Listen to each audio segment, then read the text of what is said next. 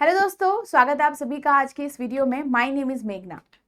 आप सभी को पता है IBPS PO 2025 का नोटिफिकेशन रिलीज हो गया है और ये उन सभी एस्पिरेंट्स के लिए बहुत गुड न्यूज़ है जो बैंकिंग एग्जाम्स की प्रिपरेशन कर रहे हैं और यहाँ पे IBPS PO एग्जाम टारगेट कर रहे हैं। और अगर आप ऐसे कैंडिडेट हो जो अभी सोच रहा है कि क्या आपको ये फॉर्म फिल करना चाहिए, नहीं करना चाहिए, आपको इस एग्जाम के लिए प्रिपरेशन करनी चाहिए या फिर नहीं करनी चाहिए, तो ये जो वीडियो है आप सभी के लिए बहुत इंपॉर्टेंट रहने वाली है। क्योंकि जब भी हम किसी एग्जाम की प्रिपरेशन करते हैं या शुरू करते हैं सोचना, तो हम ये सोचते हैं कि आफ्टर सिलेक्शन हमारी लाइफ कैसी होगी, क्या लाइफस्टाइल होगा, बेसिकली क्या सैलरी मिलेगी, हम फाइनेंशियली स्टेबल हो पाएंगे या नहीं हो पाएंगे, क्या स्टेबिलिटी मुझे इस जॉब में मिल रही है, कितना प्रमोशन होगा, कौन सी पोस्ट तक मैं यहाँ पे थ्रू मतलब अपनी सर्विस के दौरान पहुंच सकता हूँ।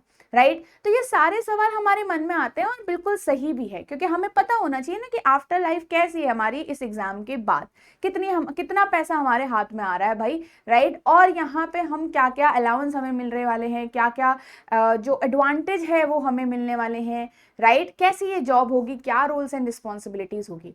तो ये वीडियो में आज हम ये सारी चीजें डिस्कस करेंगे और आपको आइडिया लग जाएगा कि क्या ये जॉब आपके लिए सही है या फिर नहीं है, क्या ये जॉब जो है वो आपके लिए एक सही अपॉर्चुनिटी है या नहीं है। ठीक है, तो सबसे पहले तो आप सभी को ये देखना होता है कि अभी अगर आप अनएम्प्लॉयड हो या फिर अगर आप एक ऐसी जॉब में हो जिससे आप खुश नहीं हो, प्राइवेट जॉब में हो जिससे आप खुश नहीं हो, बहुत काम कर रहे हो फिर भी आपको उतना यहाँ पे मतलब जो मनी है या जो सैलरी है वो नहीं मिल रहा है, उतना मतलब आपको वैल्यू नहीं मिल रही है, तो ये अपॉर्चुनिटी आप सभी के लिए बहुत बहुत इंपॉर्टेंट रहेगी। स्टेबल जॉब है, गवर्नमेंट जॉब है, अच्छा सैलरी है, तो आपको यहाँ पे क्या चीज़ देखनी है। राइट, और सारी चीज़ें हम यहाँ पे डिस्कस करने वाले हैं।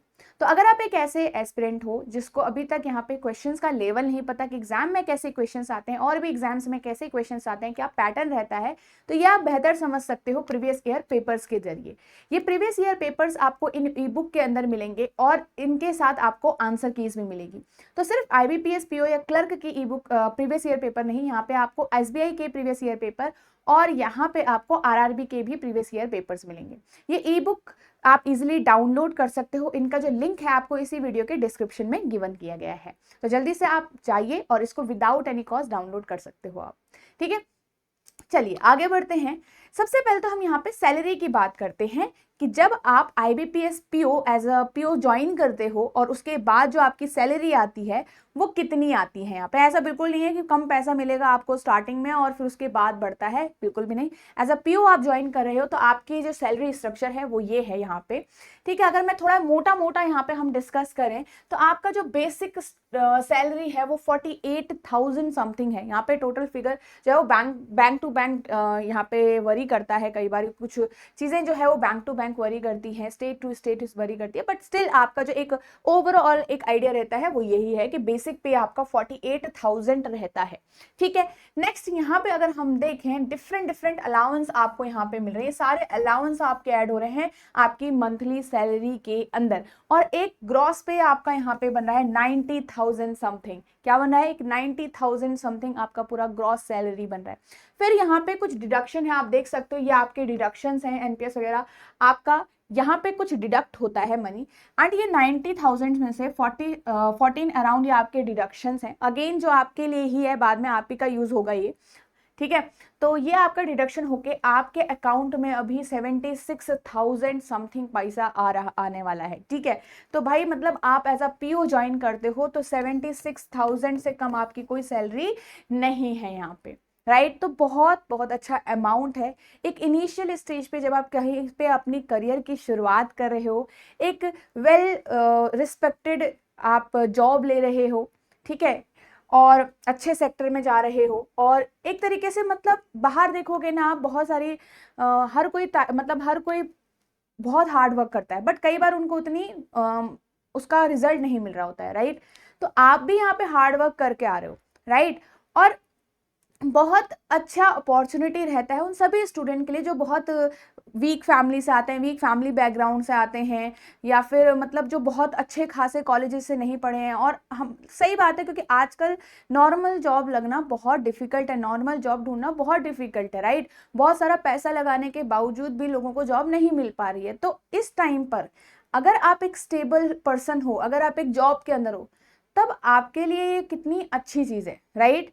चलो, तो ये आपका सैलरी स्ट्रक्चर रहता है। इसमें आपके पास डिफरेंट अलाउंस भी मिलते हैं, लीज्ड एकोमोडेशन आपको मिलता है।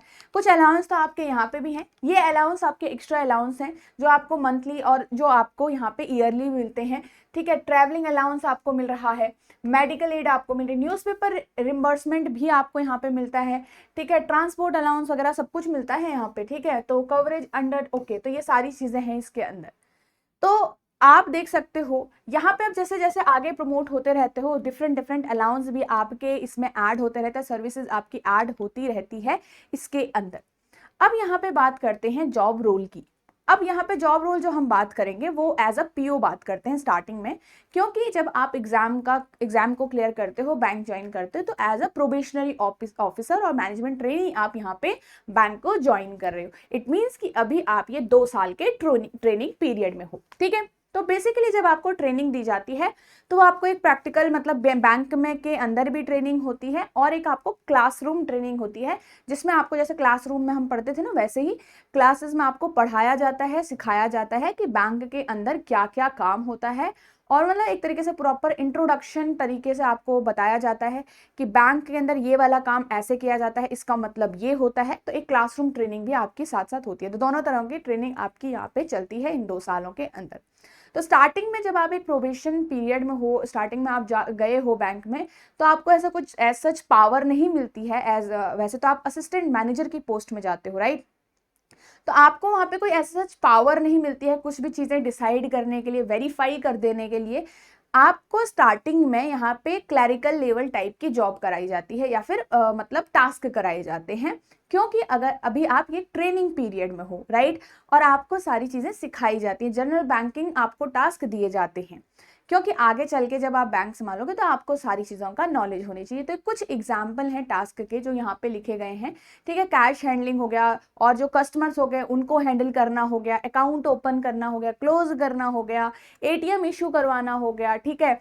और यहाँ पे एटीएम इशू, चेकबुक इशू हो गया, और कुछ डॉक्यूमेंट वेरिफिकेशन का धीरे धीरे बाद में जाके आपको वेरिफिकेशन का काम भी मिलता है। स्टार्टिंग में तो एंट्री का काम होता है, बाद में जाके आपको फिर वेरिफिकेशन का काम मिलता है। आरटीजीएस, एनईएफटी, सारी चीजें आपको स्टार्टिंग में करनी होती है, ओके। तो ये आपका जनरल बैंकिंग टास्क है। उसके बाद जब आफ्टर मतलब आपका कुछ अगेन कभी कभी आपकी ट्रेनिंग भी होती रहेगी, क्लासरूम ट्रेनिंग भी होती रहेगी।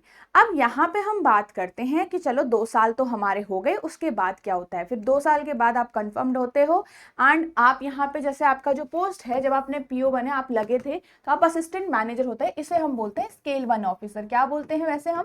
Scale 1 officer. फिर आप यहाँ पे प्रमोट होते हो मैनेजर के लिए, और इसे हम बोलते हैं यहाँ पे स्केल 2 ऑफिसर। क्या बोलते हैं हम? स्केल 2 ऑफिसर, ठीक है। उसके बाद इसको हम बोलते हैं स्केल 3 ऑफिसर। तो आपको एक चीज होती है कि जैसे हम असिस्टेंट मैनेजर जो हम होते हैं, मतलब पीओ होते हैं, तो उसके 3 साल बाद we are eligible to promote to manager. It means कि वी आर एलिजिबल, राइट। आपको खुद से मतलब है ऐसे नहीं कि मिल जाएगा, नहीं, we are eligible to for the promotion of the manager. आपको प्रमोशन लेना पड़ता है। इट मीन्स कि there will be some written test और interview will be here, and then you will get promoted to manager, मतलब scale 2 officer. अब यहाँ पे बात आती है स्केल 3, ठीक है। तो अगेन 3-4 साल, मतलब ये 3 साल में आपको यहाँ पे हो गया, 3 साल यहाँ हो गया, फिर 3 साल ऐसे करके आपका आगे आगे चल के प्रमोशन होता रहता है। यहाँ पे अगर हम बात करें चीफ मैनेजर, स्केल 3 हो गया, ये स्केल 4 हो गया, देन ये स्केल 5 हो गया, ऐसे ऐसे करके आगे आगे आपका ये स्केल चलते रहता है, ठीक है। और ये आपकी पोस्ट के नेम होते हैं।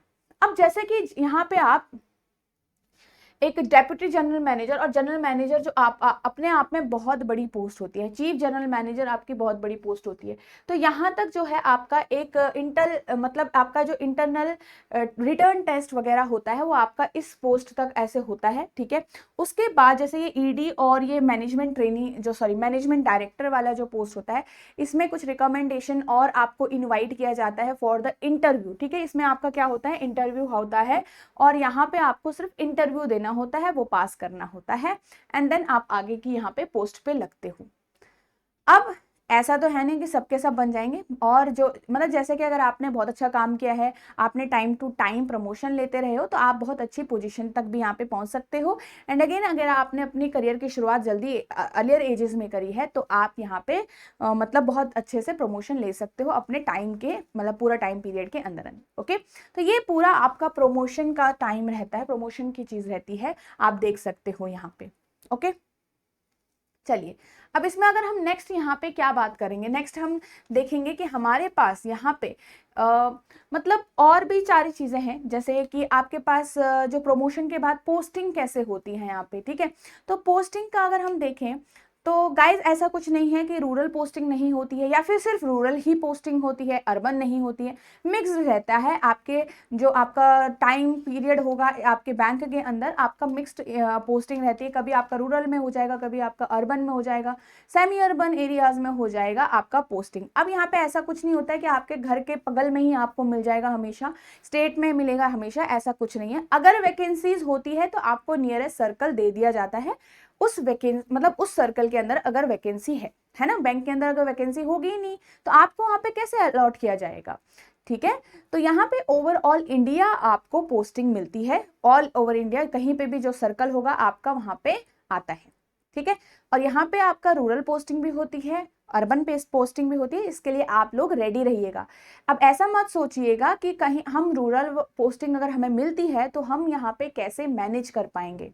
तो देखो मैनेज तो करना पड़ेगा, कुछ चीजें आपको भी तो देनी पड़ेगी ना। बैंक आपको इतनी सैलरी दे रहा है, आपको स्टेबिलिटी दे रहा है, तो आपको भी तो कुछ चीजें करनी पड़ेगी। अब यहाँ पे आता है वर्क प्रेशर कैसे हैंडल होता है बैंक के अंदर, क्योंकि बहुत वर्क होगा हमारे पास तो वर्कलोड हो जाएगा, टारगेट बेस हो जाएगा।